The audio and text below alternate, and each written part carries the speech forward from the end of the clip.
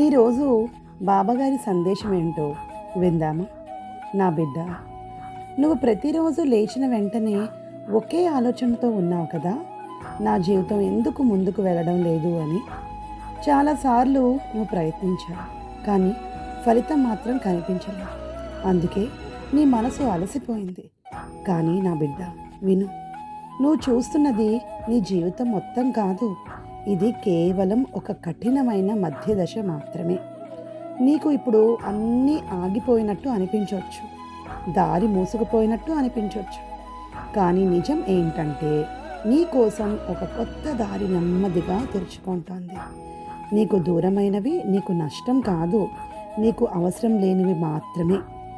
నీకు ఆలస్యం అవుతున్నది నిన్ను మరింత బలంగా పరిపక్వంగా మార్చడానికి మాత్రమే. నా బిడ్డ, నువ్వు ఒంటరిగా ఉన్నట్టు అనిపించవచ్చు, కానీ నిజం ఏంటంటే నువ్వు ఒంటరిగా లేనే లేవు. నీ ప్రతి నిశ్శబ్ద ప్రార్థన వినబడుతోంది నాకు. నీ ప్రతి కన్నీటి బొట్టు లెక్కలో ఉంది. కొన్ని విషయాలు ఇప్పుడే అర్థం కావు, కానీ సమయం వచ్చాక నువ్వే చూస్తావు. ఈ కష్టాలన్నీ నీ జీవితాన్ని నిలబెట్టిన పునాది అని. కొంచెం సహనం ఉండు నా బిడ్డ, ఎందుకంటే త్వరలోనే నీ జీవితం నిన్ను ఆశ్చర్యపరిచేంతగా మారుతుంది. నీ కన్నీళ్ళు నవ్వులుగా మారే రోజు దగ్గరలోనే ఉంది. స్వస్తి.